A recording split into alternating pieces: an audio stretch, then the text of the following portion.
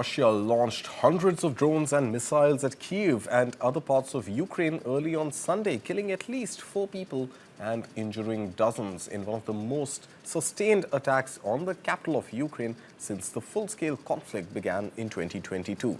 On a video address, Ukrainian President Volodymyr Zelenskyy said that Russia will have to answer for all it is doing. More details in this next report.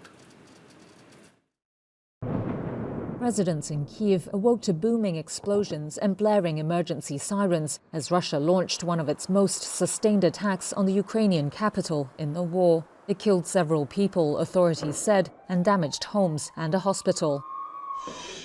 Footage from state emergency services showed firefighters saving people from burning buildings, while residents took shelter in underground metro stations following updates on the attack on their mobile phones. Parts of a cardiology hospital were severely burnt. Kyiv's mayor said it was hit by a drone strike.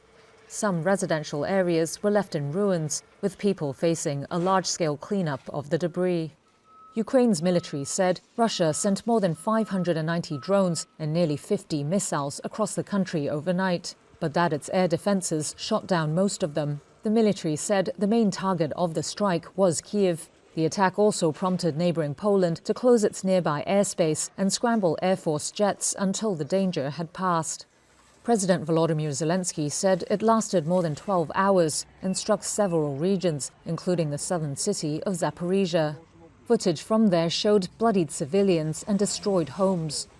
This 80-year-old woman said she almost suffocated from the smoke after a fire broke out when her building was hit.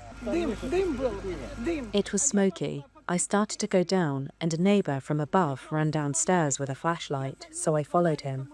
If I had not, I would have died there. Zelenskyy renewed calls on the international community to cut off Russia's energy revenues that fund its invasion. Ukraine has so far failed to convince US President Donald Trump to hit Moscow with punitive sanctions. On the Telegram messaging app, he said, quote, "The time for decisive action is long overdue, and we count on a strong response from the United States, Europe, the G7 and the G20. Independent monitors said the latest bombardment was one of the biggest Russian attacks on Kyiv and its surrounding region since Moscow launched its full-scale war in 2022. Russia's defense ministry said on Sunday it had carried out a massive strike on Ukraine, hitting military airfields and other facilities.